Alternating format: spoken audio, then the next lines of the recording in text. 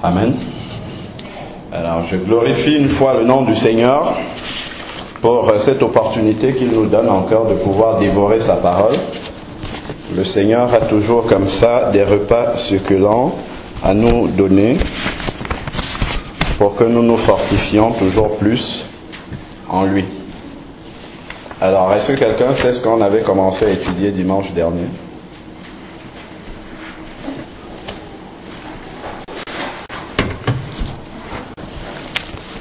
Est-ce qu'il y a des gens qui étaient à l'étude biblique du dimanche dernier?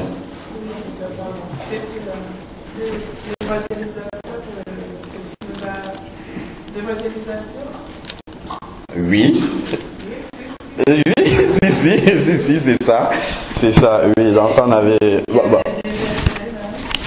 Ah oui, il y avait des versets. D'accord, ok. Quel verset alors on avait lu dimanche dernier? Oui.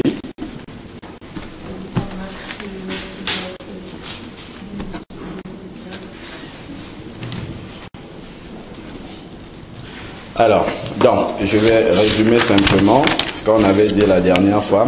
Déjà, le titre de la leçon, c'est en résumé, hein, tu as dit avec tes propres mots ce qu'on avait commencé à étudier. Bon, moi, je l'avais intitulé « La mission de toute pierre vivante dans le corps de Christ ». Voilà, bon, c'est l'essentiel, c'est ce que tu as dit. Alors, donc, on avait dit que lorsque le Seigneur rachète des gens, lorsqu'on vient au Seigneur, en fait, la maison que le Seigneur bâtit en ce moment qu'on appelle l'église, c'est un édifice et chacune des pierres, contrairement aux pierres mortes qu'on peut voir dans un édifice bâti de main d'homme, l'édifice que le Seigneur est en train de bâtir, qui est l'église, est constitué de pierres vivantes. Donc quand Dieu sauve quelqu'un, on a vu les frères passer dans les eaux du baptême hier, il prend cette personne et il met cette personne à un endroit de cet édifice, dans la construction de cet édifice, mais cette personne doit être une personne vivante. C'est-à-dire que si la personne est mise à cet endroit-là, c'est parce que le Seigneur sait que cette personne a un rôle à jouer dans le corps de Christ. Donc c'est pour ça qu'on parle de vivant, parce que la personne doit réaliser un plan que le Seigneur a prévu d'avance pour que cette personne la réalise. Donc à partir du moment où on se convertit, notre prière constante doit être de demander au Seigneur qu'est-ce qu'il a prévu que nous fassions et que nous rentrions dans ce plan-là. Donc on a commencé à énumérer ce que le Seigneur nous demande d'accomplir en tant que sauvé, en tant que racheté. Donc on a commencé par étudier, la sœur donnait le verset tout à l'heure. Le premier 1, c'était l'ordre de mission que le Seigneur donne à toute personne qui est sauvée. On a lu dans Matthieu 28, du verset 18 au verset 20, où il dit « Allez et faites de toutes les nations des disciples ». Donc on a dit allez, c'est un ordre en fait. Donc c'est pas si on veut qu'il faut aller vers les gens, mais c'est un ordre, c'est un commandement que le Seigneur nous donne. On n'y va pas si on veut, on n'y va pas, c'est pas une option, c'est une obligation que le Seigneur nous donne dans sa parole. Puis ensuite, on avait insisté sur le mot disciple. On a dit que le Seigneur nous demande d'aller faire des disciples, pas d'aller faire des adhérents à des églises, des personnes qui viennent à l'église, mais il faut faire de véritables disciples. Et si on veut faire des disciples et non des personnes simplement qui viennent à l'église ou qui adhèrent à une dénomination, il faut faire les choses comme le Seigneur le demande. Et faire les choses comme le Seigneur le demande, on ne peut que l'étudier dans sa parole, pour savoir exactement comment est-ce que le Seigneur a demandé que nous devions procéder pour faire des disciples. Et c'est ce que nous sommes en train d'étudier. Alors, à ce moment-là, on est passé à la petite deuxième partie où on a dit que le Seigneur, quand il nous envoie dans cette moisson... Attends, je finis juste ma phrase et après je te donne la parole. Ah, je te redonne le titre? Ah, voilà. La mission de toute pierre vivante dans le corps de Christ. Voilà. Donc, le Seigneur ne nous envoie pas comme ça aller faire des disciples sans nous donner ce qu'il faut pour réellement faire des disciples. Et nous avions dit que quand le Seigneur envoie des ouvriers, que nous sommes tous dans sa moisson, il nous équipe également. Et on a commencé à voir dans la deuxième partie les équipements que le Seigneur nous donne pour aller faire justement cette mission qu'il nous a confiée de faire des disciples. Alors, le premier équipement qu'on a vu la dernière fois, c'était quoi? Et c'est là où nous nous sommes arrêtés.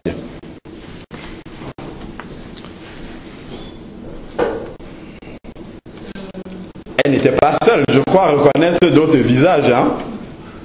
Le premier équipement que le Seigneur nous donnait, elle a même donné le verset dans lequel. Bon, voilà. Acte 1, 8. Bon, on va relire le verset, comme ça sera clair pour tout le monde. Acte 1, 8. Donc, qu'est-ce que la parole de Dieu nous dit dans Acte 1, 8?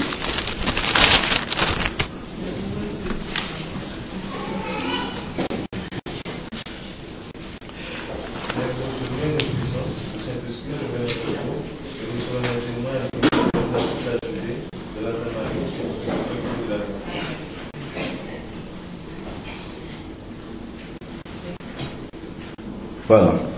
Mais vous recevrez une puissance, le Saint-Esprit survenant sur vous, et ensuite vous serez mes témoins à Jérusalem. Bon, déjà, le verset commence par un mais. Des versets comme ça qui commencent par un mais, il faut bien réfléchir là-dessus. Pourquoi il dit ce mais-là? Donc, déjà, quand il dit mais, ça veut dire ne commencez pas à faire les choses comme vous voulez. S'il y a le mais, ça veut dire qu'on doit écouter ce qui suit ce mais-là pour savoir, pour faire les choses comme c'est indiqué là après le mais. Alors il dit vous recevrez une puissance, le Saint-Esprit survenant sur vous et vous serez mes témoins. Donc le premier équipement que le Seigneur nous donne dès la conversion, et ça on doit le savoir, c'est que nous devons recevoir la plénitude du Saint-Esprit pour pouvoir aller faire des disciples comme le Seigneur nous demande de le faire. Alors la plénitude du Saint-Esprit, on a parlé du baptême dans le Saint-Esprit. Amen. Quand on est sauvé, pour que justement nous puissions avoir un témoignage efficace et faire vraiment de véritables disciples, il faudrait que nous demandions au Seigneur de nous baptiser dans l'Esprit.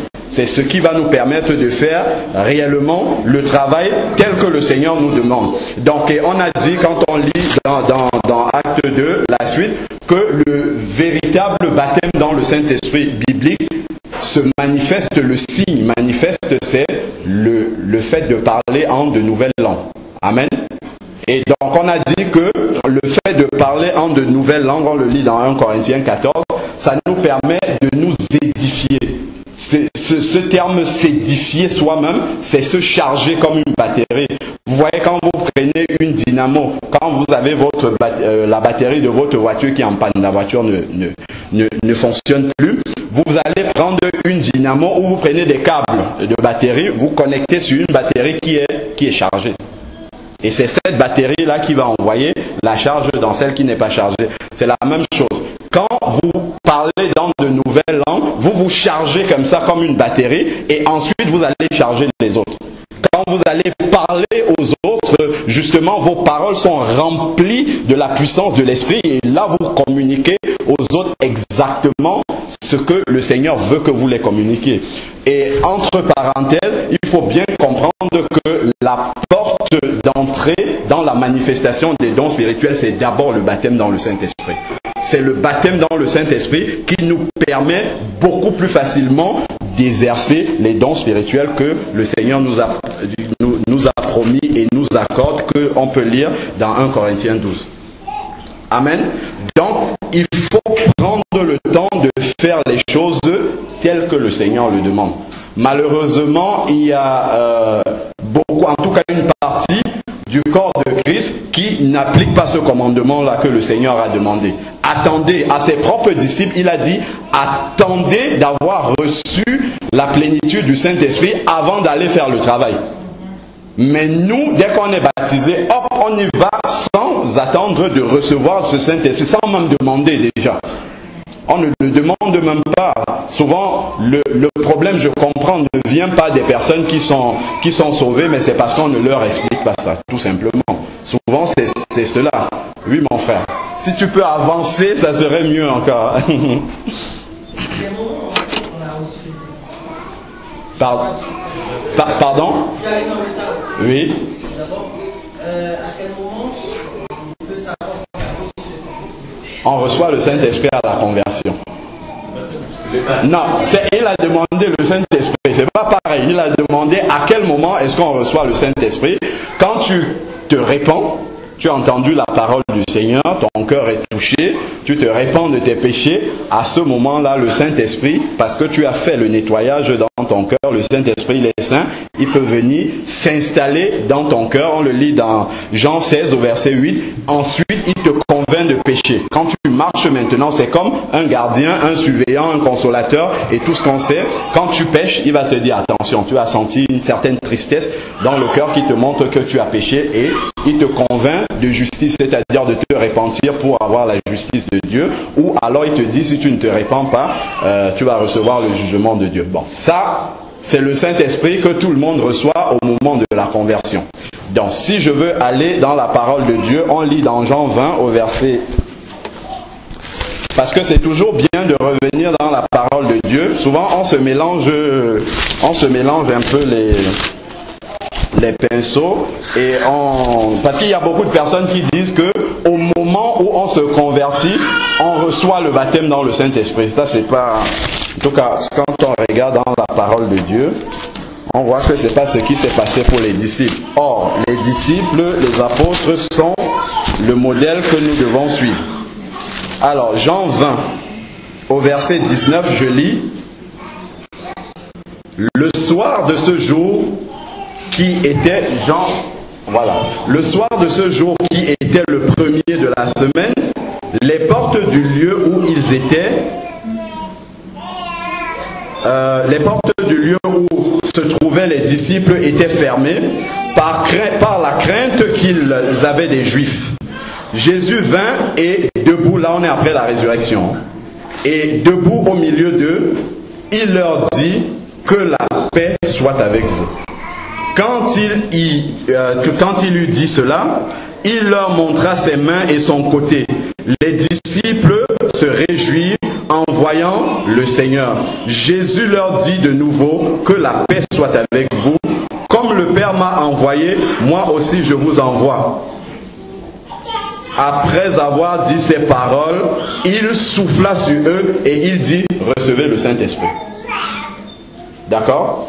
Bon, gardez ça dans un coin de la tête. Quand on va maintenant dans Acte 1:8, qu'est-ce qu'il dit? Il dit: vous recevrez une puissance, le Saint-Esprit survenant sur vous et vous serez mes témoins. Alors, Acte 1:8 intervient avant ou après Jean 20 que nous venons de lire, là, au verset 19. Voilà, ça intervient après. S'il a soufflé sur eux ici et il dit recevez le Saint-Esprit, les disciples ont déjà reçu le Saint-Esprit. Comment peut-il leur dire après, attendez encore de recevoir la puissance de Dieu, le Saint-Esprit survenant sur vous? Qu'est-ce que ça signifie? Voilà, c'est deux expériences différentes. Donc ici, quand il souffle sur les disciples, en fait, c'est la nouvelle naissance. Le Saint-Esprit, celui dont tu posais la question, c'est celui-là qui vient habiter dans leur cœur pour justement leur permettre de marcher comme des personnes sauvées. Et ensuite, il y a une deuxième expérience que le Seigneur nous demande d'attendre et de demander. C'est le baptême dans le Saint-Esprit et c'est ce que nous lisons dans Acte 1:8.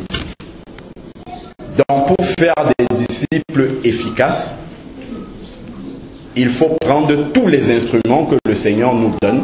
Nous ne devons pas choisir parmi les instruments que le Seigneur nous donne ce qui nous plaît. Si le Seigneur nous demande d'attendre cette puissance, d'avoir reçu cette puissance-là pour aller faire des disciples, c'est parce qu'il sait que le terrain sur lequel il nous envoie est un terrain difficile et qu'on aura absolument besoin d'avoir cette plénitude du Saint-Esprit pour accomplir le travail comme ça se doit. C'est pas une grande surprise que l'Église, de manière générale, qui n'applique pas ce commandement-là, n'obtient pas les résultats que le Seigneur avait prévus. Quand on voit Pierre là dans Acte 2, qui baptisé dans le Saint-Esprit, fait une première prédication en public, il y a 3000 âmes qui se convertissent, on comprend qu'il y a quelque chose de différent par rapport à le Pierre qui avait peur il y a quelques jours là, pendant la crucifixion de Jésus, qui reniait le Seigneur devant une servante. Donc il ne pouvait même pas assumer son témoignage devant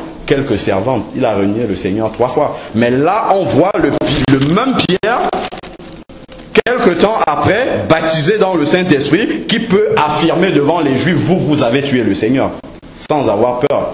Mais il savait que ça pouvait lui coûter la vie, mais il n'avait pas peur de le dire. Ça veut dire que cette expérience du baptême dans le Saint-Esprit a complètement révolutionné la vie de Pierre. Et là, il pouvait être un témoin efficace entre les mains du Seigneur.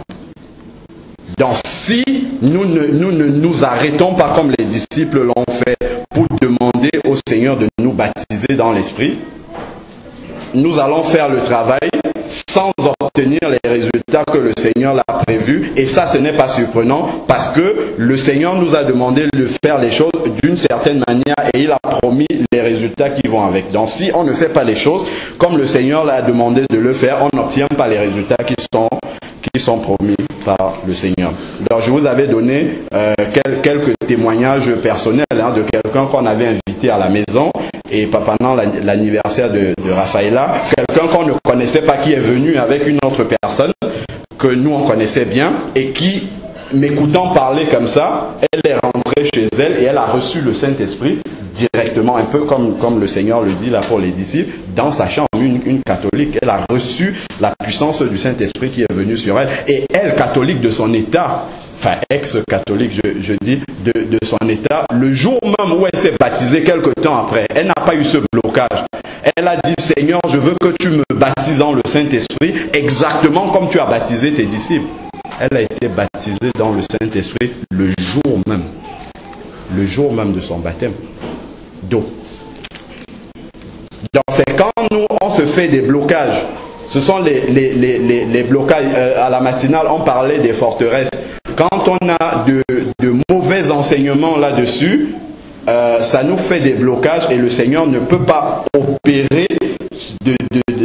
Nous-mêmes, nous faisons obstacle en fait à ce que le Seigneur veut faire dans notre vie. Donc il est important, dès qu'on est converti, de savoir qu'il faudrait absolument avoir ce baptême dans l'esprit pour aller faire le travail que le Seigneur nous demande. Bon, je ne voulais pas trop insister sur le baptême dans le Saint-Esprit parce que c'est pas l'objet de... Enfin, c'est une des parties, mais c'est pas principalement l'objet. On pourra faire toute une étude sur le baptême dans le Saint-Esprit. D'ailleurs, on parle du Saint-Esprit. Là, c'est le frère jumeau à Linda et là, c'est sa femme.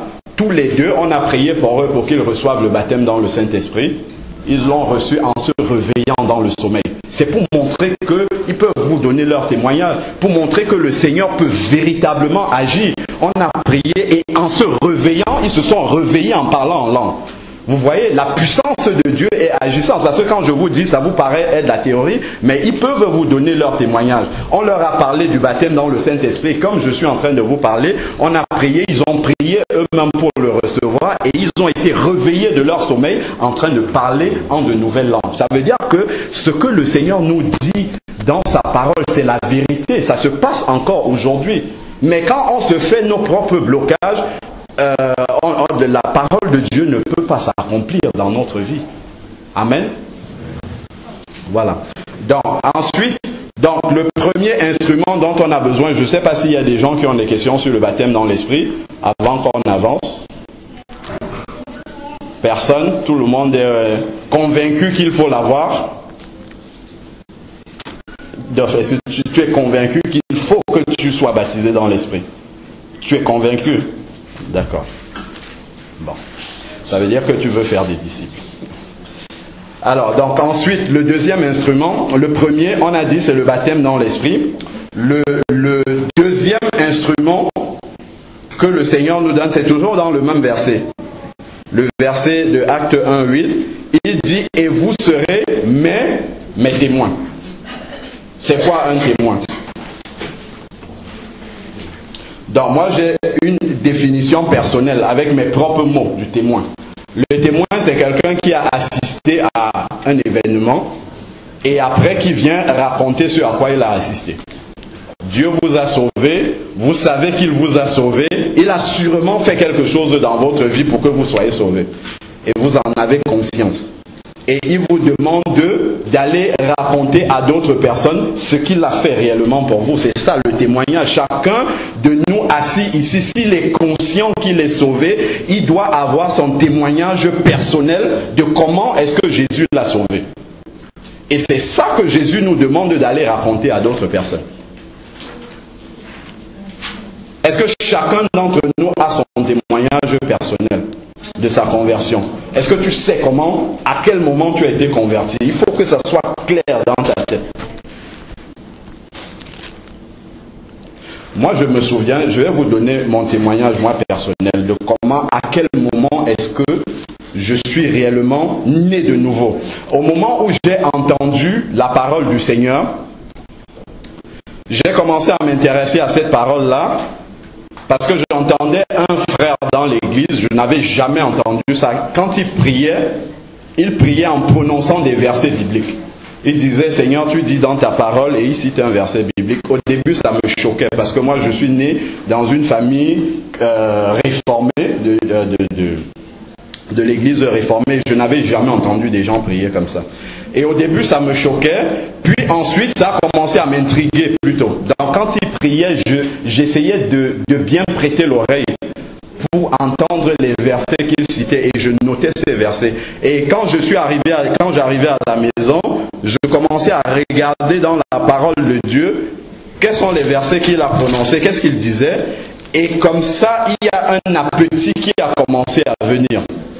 Quand je lisais un verset, j'avais envie de lire la suite, et c'est comme ça que le Seigneur a commencé à travailler dans mon cœur. Après, à ce moment-là, plus j'avançais, il y a la question du baptême qui s'est posée. Et ma femme, elle me convient, non, il faut que tu sois baptisé par immersion. Je lui dis, non, je suis déjà baptisé, pareil. Je suis déjà baptisé, il n'y a rien à faire.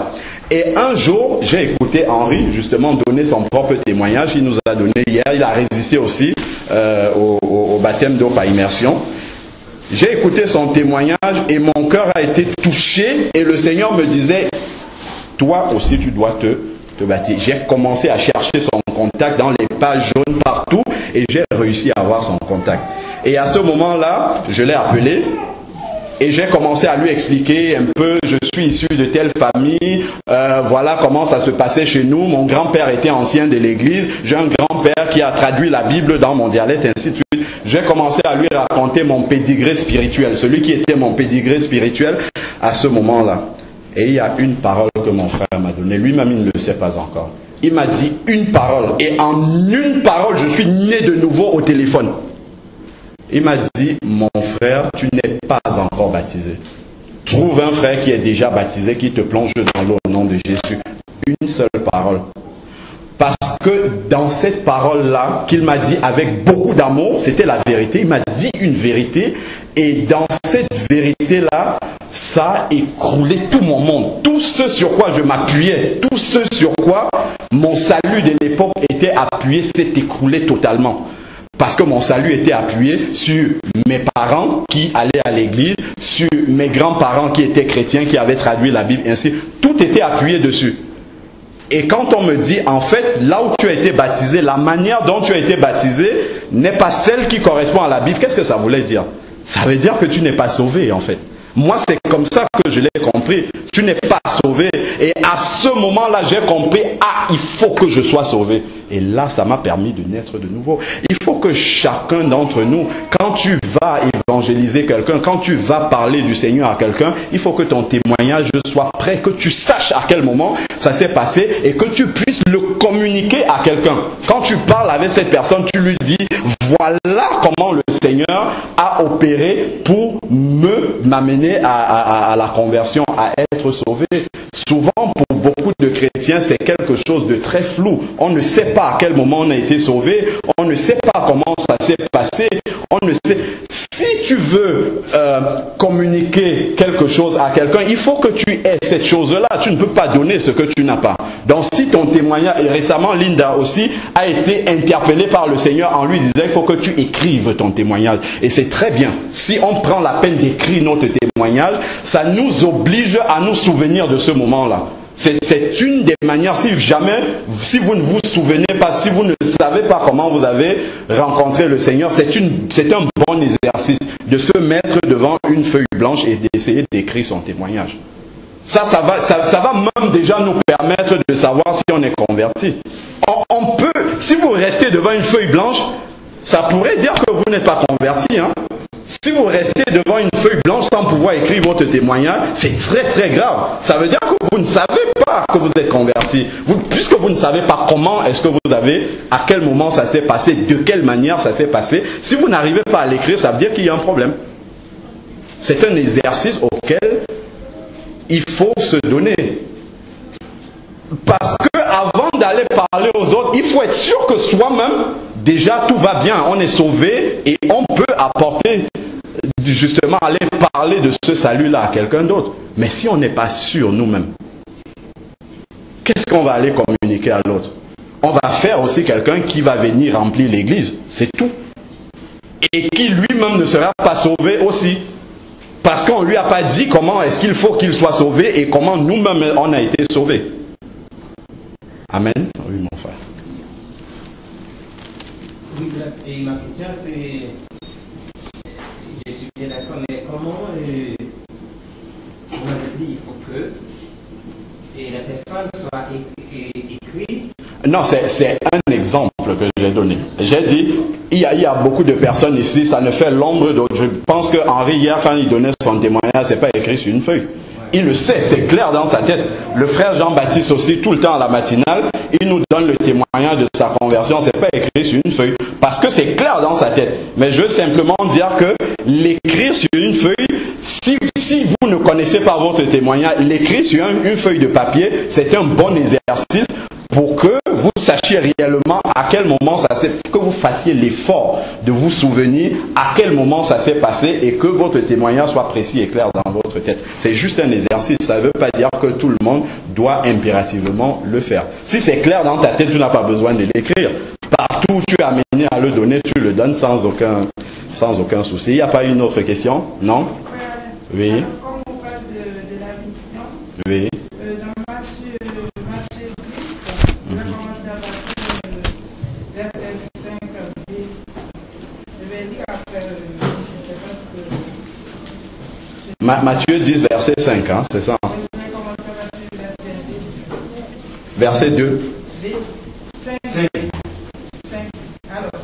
D'accord. Alors, n'allez pas vers les païens. Alors, c'est quand Jésus avait ses disciples, envoyé ses disciples en mission.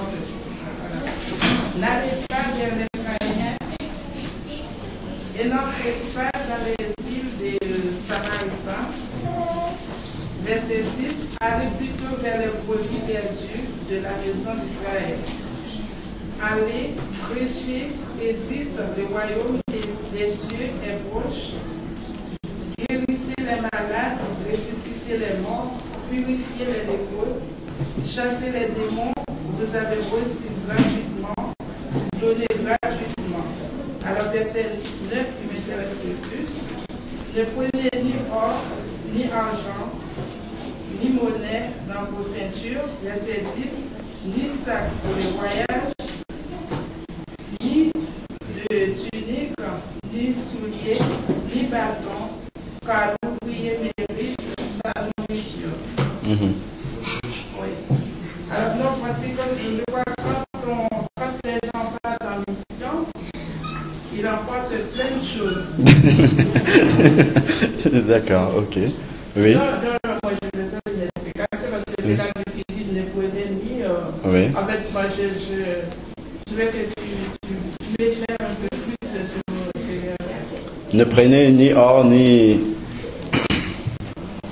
Alors, donc déjà, moi ce que je vais comprendre dans ce, en tout cas comment je le comprends, après nous sommes tous là pour réfléchir sur la parole de Dieu, hein. Chacun peut dire comment est-ce qu'il comprend ce verset.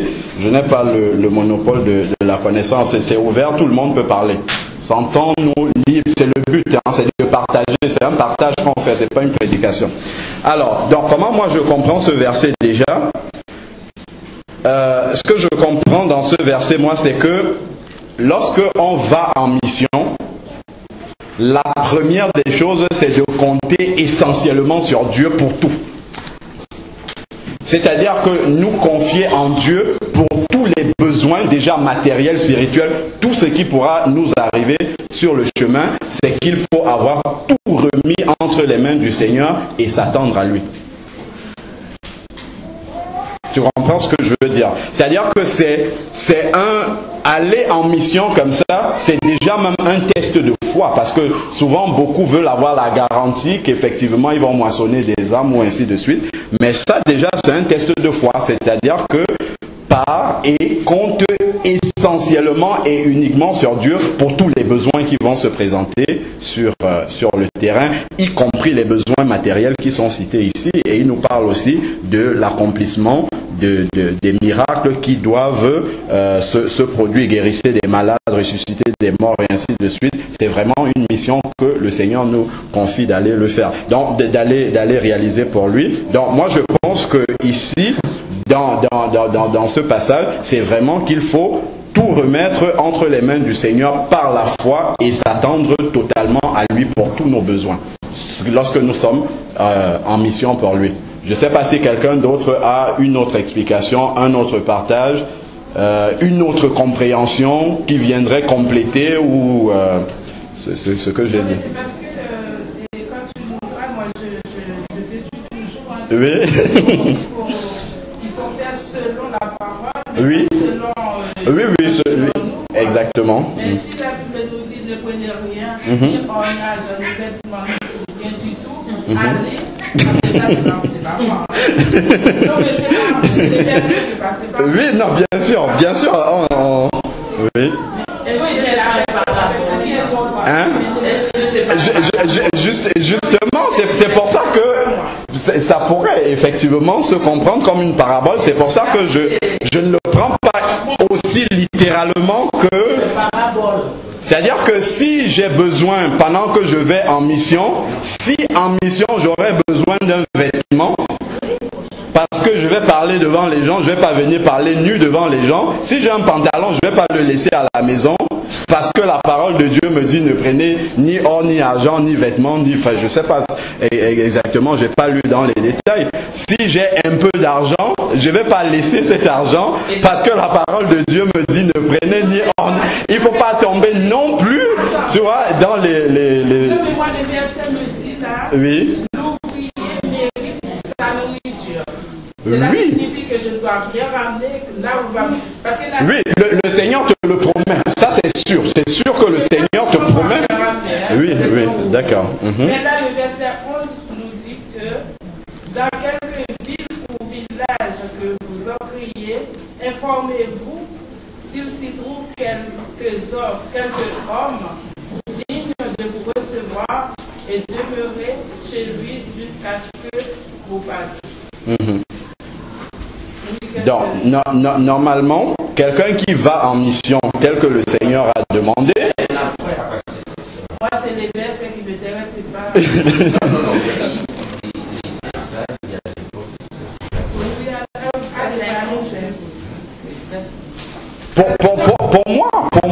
Pour moi, c'est un test de foi hein, ici là. Pour moi, c'est comme ça que je comprends le passage. C'est-à-dire que je comprends que le Seigneur nous dit que nous ne devons pas nous appuyer sur ce que nous avons déjà pour aller faire la mission. Tu vois, on ne doit pas s'appuyer sur ce qu'on a déjà comme capital là avec nous, mais on doit s'attendre, je parle de matériel, hein, puisque c'est de ça qu'il parle, mais le Seigneur nous dit que lorsque nous allons en mission, de toute manière, il est Jéhovah Jireh, c'est lui qui pourvoit, donc il nous donne l'assurance, en fait c'est une assurance, c'est une certitude que le Seigneur nous donne ici, que vous allez de cette manière, si c'est le travail du Seigneur que vous allez faire, vous avez l'assurance que sur place, je vais pourvoir à vos besoins au travers de ces personnes-là que je vais mettre sur votre route. Et si tu vas en mission, tu vas l'expérimenter. Puisque nous, on l'a expérimenté au Cameroun. Quand on est parti, j'avais donné le témoignage à la matinale. Tu comprends ce que je veux dire? Non, je vois avec toi. Hein. Moi, je ne pense... Enfin, mon bon sens spirituel me dit que si j'ai de l'argent, je ne dois pas laisser pour mettre le Seigneur à l'épreuve. Je le prends avec moi pour l'utiliser, pour le Seigneur, oui.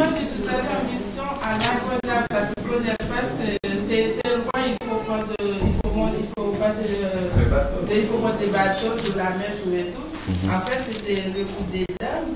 En fait, on a failli se pas faire, parce qu'il y a une dame qui était plus âgée que nous, il y en a qui ne voulaient pas que c'est cette dame-là qui ne peut pas manger, quoi. D'accord. Du coup, ça a failli... Oui. Donc, comme on avait ramené plein de choses, de la nourriture, plein de choses, plein de tout, quoi. Et après de s'occuper des choses matérielles, de préparer à manger, tout et tout. Oui. Et ça a failli gâter la mission.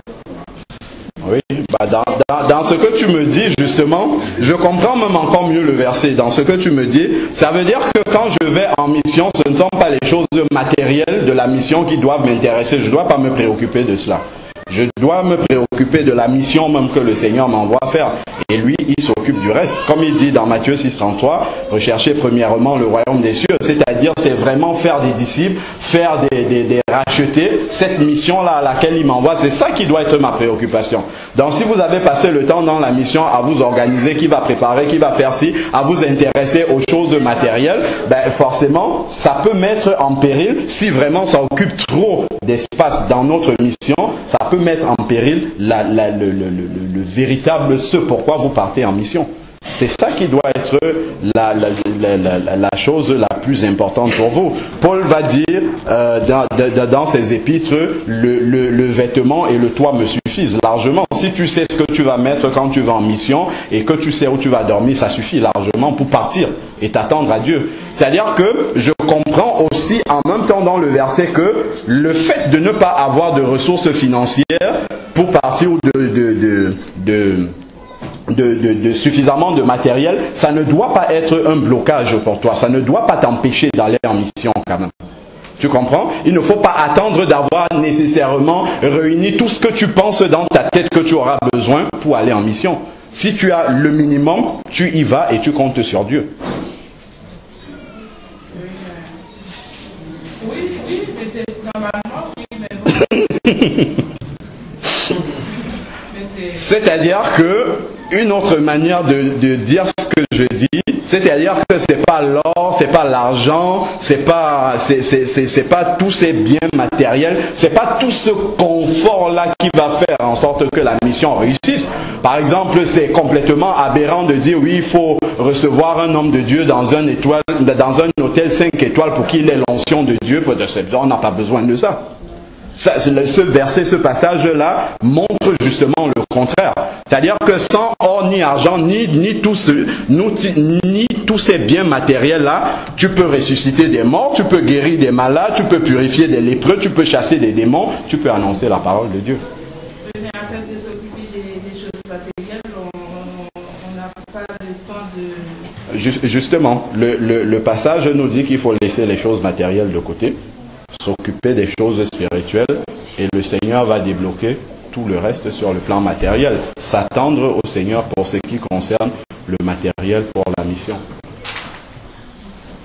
Amen. Est-ce que quelqu'un veut compléter? La sœur n'est pas complètement convaincue. Henri veut répondre. Je voudrais juste dire que cet ordre que Jésus a donné là, ce n'est pas un ordre qu'il donne à l'Église. C'est un ordre qu'il a donné à ses disciples à ce moment-là pour aller uniquement vers les Juifs. Et c'est différent de l'ordre qu'il a donné à l'Église d'aller dans le monde entier. Donc je ne prends pas ces conditions qu'il a demandées à ses disciples-là comme une condition à remplir automatiquement chaque fois que nous partons en tant qu'Église en mission dans le monde entier. Ce qui est vrai, c'est ce que disait Alain, c'est que dans tous les cas, on ne doit pas s'occuper des questions matérielles, et qu'on doit compter sur Dieu. Mais on ne doit pas prendre ça à la lettre pour nous en disant maintenant, si moi, chrétien, je veux aller en mission, il faut surtout que je n'amène ni or, ni argent, ni vêtements. Donc ça ne pas à nous. Oui, c'est vrai qu'il faut voir le contexte. À un moment donné, à des disciples, à cet instant précis, ils devaient aller que vers les Juifs et pas dans le monde. Et là, Jésus il les teste sur la foi en disant voilà, vous n'amenez rien et vous comptez sur moi en permanence. Et c'est ça qu'on doit regarder comme enseignement. Que quelles que soient les choses qu'on amène, ça ne sera pas de toute façon suffisant pour couvrir à l'avance tous les besoins auxquels on pourrait penser. Et on compte sur Dieu. Comme l'argent Comment? Non, on peut régler ça ici, hein, parce que je pense que ça intéresse d'autres personnes. Mais ce que j'ai compris aussi, c'est justement, et quand tu lisais le verset, j'avais pensé à ça aussi, le fait qu'il dit aller seulement vers les Juifs, c'est quand même différent d'aller vers toutes les nations.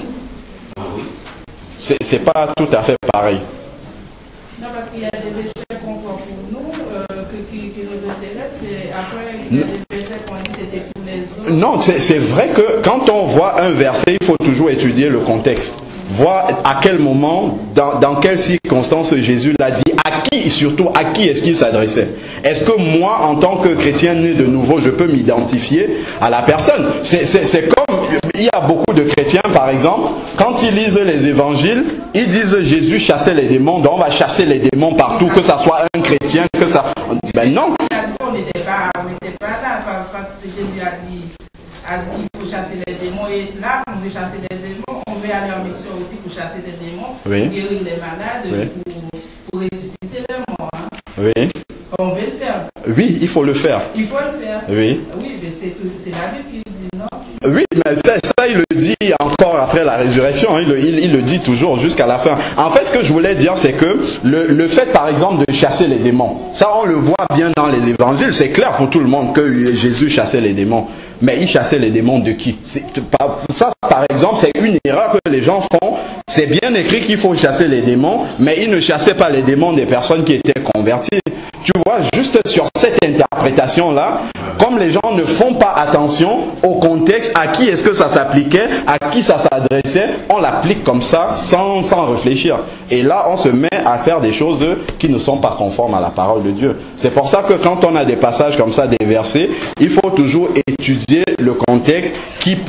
C'est Jésus qui parle, à qui est-ce qu'il s'adresse, est-ce que ça intervient avant ou après la mort et la résurrection à la croix, parce que ça fait une très très grande différence. Hein. Ce qu'il dit avant et après, à qui est-ce qu'il s'adresse, est-ce que ces personnes étaient converties ou pas, et ainsi de suite. Tu vois, en fonction de tous ces éléments-là, on peut comprendre si nous, en tant que chrétiens nés de nouveau, ça doit s'appliquer à nous.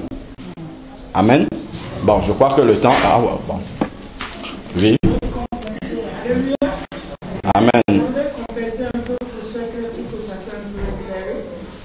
2006, moi, les deux filles et moi, je suis à la frontière. On est allé à Normandie pour une prière non-stop en 2000. Et avant, dans la préparation de la massacre, là, en ce moment, je connais une seule, mais j'avais des doutes. Et le passage exactement ne prenait pas l'or ni rien. Et ça